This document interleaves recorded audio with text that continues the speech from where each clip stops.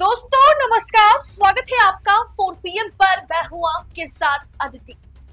राहुल और तेजस्वी का master stroke, मुस्लिम deputy CM का ऐलान, एनडीए के पैरों तले से खिसकी जमीन, जिसके बाद रोने लगे भाजपा। दरअसल दोस्तों, महागठबंधन ने राहुल और तेजस्वी ने आज बिहार चुनाव के खेल को पूरी तरह से बदल दिया। अब उन्होंने ऐलान किया है कि हमारी सरकार बनेगी तो 3 डिप्टी सीएम होंगे, जिनमें एक मुस्लिम डिप्टी सीएम होगा। जी हाँ, मुस्लिम डिप्टी सीएम के ऐलान से बीजेपी के भीतर, एनडीए के भीतर तहलका मच गया है। एक भी मुस्लिम को टिकट ना देने वाली भाजपा, या कह सकते हैं मोदी शाह, मतलब किस तरीके से ये ऐलान होने के बाद कि अगर महागठबंधन की सरकार बनती है तो उसमें मुस्लिम डिप्टी सीएम होगा, इसका ऐलान होने के बाद भारतीय जनता पार्टी के तमाम दिग्गज बौखला उठे, तिलमिला उठे। और एनडीए वालों को इस मैटर में, इस ऐलान के बाद कितनी मिर्ची लगी है, आपको मैं एक एक कर दिखाऊं। पहले आप शहनवाज हुसैन, जी हाँ, भारतीय जनता पार्टी के दिग्गज मुस्लिम चेहरा शहनवाज हुसैन को सुनिए, क्या कुछ वो कहते हुए नजर आ रहे महागठबंधन के मुस्लिम डिप्टी सीएम के ऐलान पर। सुनिए जरा। देखिए, महागठबंधन ने ये सोच लिया है कि माइनॉरिटीज़ के लोगों की कोई वैल्यू नहीं है। महागठबंधन ने ये मान लिया है कि मुस्लिम समाज को सिर्फ वो डरा कर वोट लेंगे, उनकी कोई अहमियत नहीं है। टिकट में भी मुस्लिम समाज के साथ अनदेखी महागठबंधन ने की, और जब मुख्यमंत्री और उप मुख्यमंत्री का उम्मीदवार बनाया उसमें भी अल्पसंख्यक समाज अपने आप को ठगा हुआ सा महसूस कर रहा है। ये लोग तो माई समीकरण की बात करते हैं, कहाँ गया माई समीकरण।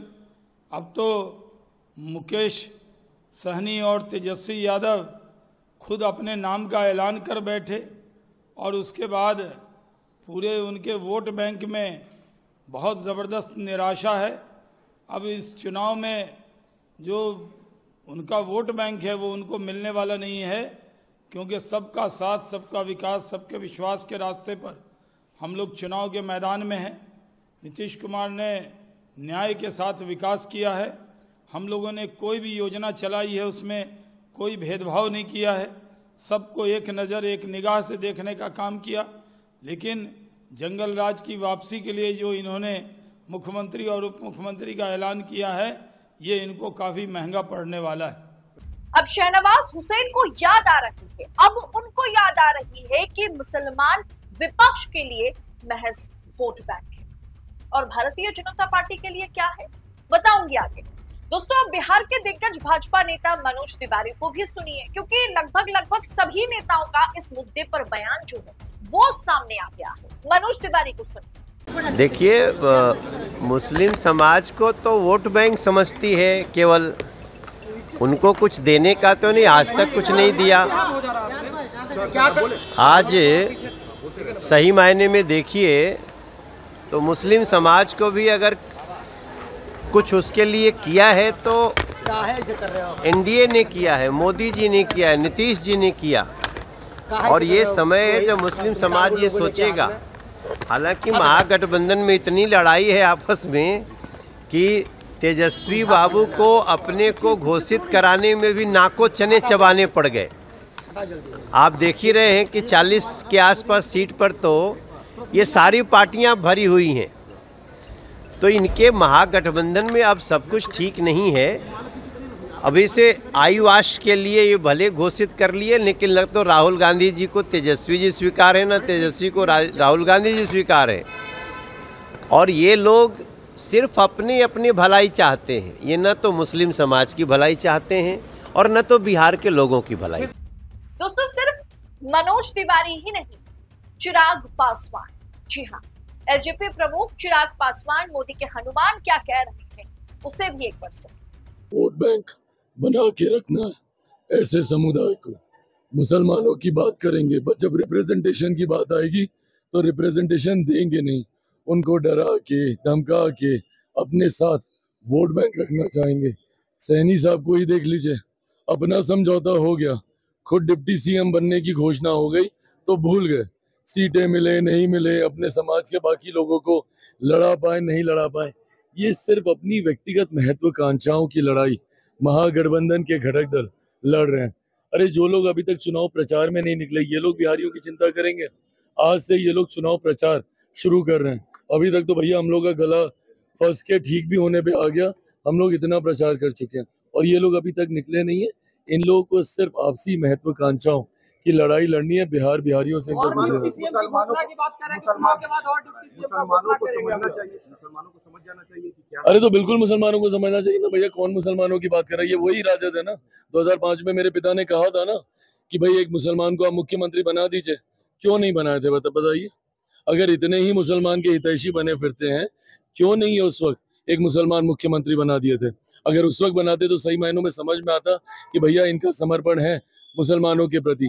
पर ये कहेंगे कुछ, करेंगे कुछ, इनकी कथनी करनी में फर्क है। मुसलमान इनके लिए सिर्फ वोट बैंक है और जितनी जल्दी मुसलमान ये बात समझ जाए, भाई हम लोग कहने के लिए नहीं कहते, जितनी भी हम लोगों ने गरीब कल्याण की या जन कल्याण की योजनाएं बनाई है उसमें बिना भेदभाव के हम लोगों ने देश के हर एक व्यक्ति, भले हो किसी भी जाति समुदाय से, किसी भी धर्म जाता हो, उसके लिए हम लोगों ने ये योजनाएं बनाई हैं। पर ये लोग तो उसमें भी जात देखते हैं, उसमें भी धर्म देखते हैं।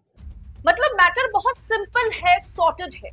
ये स्क्रिप्ट दरअसल दिल्ली दरबार से भेजा गया, नैरेटिव सेट कर दिया गया है और इसीलिए महागठबंधन के मुस्लिम डिप्टी सीएम के दांव पर या मास्टर स्ट्रोक पर हर एक नेता, चाहे भाजपा के हो, चाहे आप चिराग पासवान को ले लीजिए, सब एक ही तरह के स्क्रिप्ट रखते हुए माइक के, कैमरे के आगे, मीडिया के आगे नजर आ रहे हैं।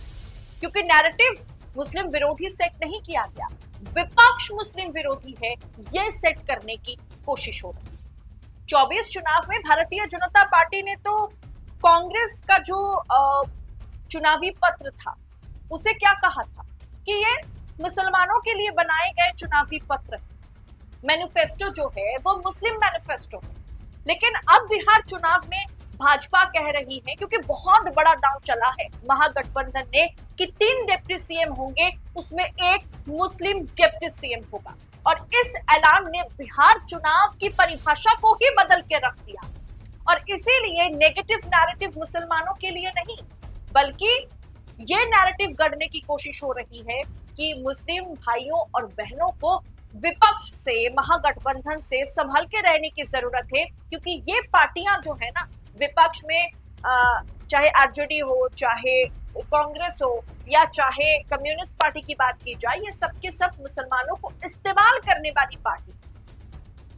दोस्तों, महागठबंधन मुस्लिम या मुसलमानों को सिर्फ वोट बैंक समझता है, यही तीनों के तीनों कहते हुए नजर आए ना। दोस्तों चलिए, आरजेडी या फिर कांग्रेस, महागठबंधन, इंडिया अलायंस मुसलमानों को वोट बैंक समझता है, कोई बात नहीं, कम से कम कुछ तो समझता है ना। बीजेपी ने तो एक भी मुस्लिम उम्मीदवार को टिकट ही नहीं दिया। भारतीय जनता पार्टी इसका मतलब कुछ समझती ही नहीं है मुसलमानों को।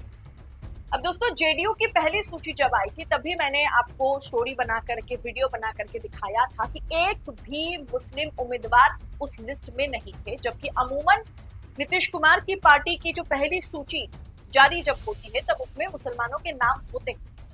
लेकिन 2020 के मुकाबले में इस बार नीतीश कुमार की पार्टी ने कम मुस्लिम प्रत्याशी उतारे। इसके पीछे वजह क्या है? क्या भाजपा की राह पर, आरएसएस की राह पर जेडीयू चलने लगी? मोदी शाह ने जैसा कहा वैसा नीतीश कुमार ने किया। अब चिराग पासवान ने वक्फ संशोधन का समर्थन करके मुसलमानों को तो अपने से दूर कर ही दिया, और मोदी जी की क्या बात की जाए, मतलब शहनवाज हुसैन हो, मनोज तिवारी हो, ये तो बस प्यादे हैं। इसके पीछे तो स्क्रिप्ट पीएमओ से या फिर एचएमओ से, यानी होम मिनिस्ट्री ऑफिस या फिर प्रधानमंत्री ऑफिस कार्यालय से ही स्क्रिप्ट को तैयार किया गया है, स्क्रिप्ट को लिखा गया है। और वही चीज रखते हुए शहनवाज हुसैन, वही चीज रखते हुए मनोज तिवारी, वही चीज रखते हुए चिराग पासवान नजर आए। लेकिन दोस्तों, मोदी जी ने तो पूरी की पूरी कैबिनेट में एक सिंगल मुस्लिम मंत्री को जगह नहीं दी। यहां तक कि माइनॉरिटी डिपार्टमेंट, माइनॉरिटी मिनिस्ट्री भी उन्होंने किसी और को दे रखा है, किसी मुसलमान को नहीं। अब इन्हें मुसलमानों की चिंता हो रही है क्योंकि महागठबंधन ने जो मास्टर स्ट्रोक चला है, जो दांव राहुल और तेजस्वी ने मिलकर के चला है, उससे कहीं ना कहीं एनडीए को बड़ा नुकसान होगा। यही सोच और समझकर वो पागल हो रहे हैं, बौखला रहे हैं, तिलमिला रहे हैं और उन्हें मुसलमानों की बहुत चिंता हो रही है। मुस्लिम वोट बैंक का इस्तेमाल कौन कर रहा है, जरा आप सोचिए। आप बताइए कि मुस्लिम वोट बैंक या मुसलमानों के लिए हितैषी पार्टी या उस कम्युनिटी के लिए सोचने वाली पार्टी कौन सी है। मैं तुष्टीकरण की बात नहीं कर रही हूं, मैं किसी पर्टिकुलर कम्युनिटी की या माइनॉरिटी के लिए सोचने वाली पार्टी, क्या आप भाजपा को मानेंगे, एनडीए को मानेंगे या विपक्षी पार्टियों को मानेंगे? कमेंट बॉक्स में अपनी राय हमारे साथ साझा करें। और जब भारतीय जनता पार्टी के लीडर्स, नेता, मंत्री मुसलमानों के हित के लिए बात करते हैं ना, तब वाकई हंसी आती है। आपको भी? तो कमेंट बॉक्स में लिखिएगा, अपनी राय शेयर कीजिएगा और ऐसी तमाम खबरों को यूं ही पड़ताल के साथ पाने के लिए 4 PM के साथ बने रहें। मुझे दीजिए इजाजत। बहुत बहुत शुक्रिया आप सभी का। जय हिंद, जय भारत।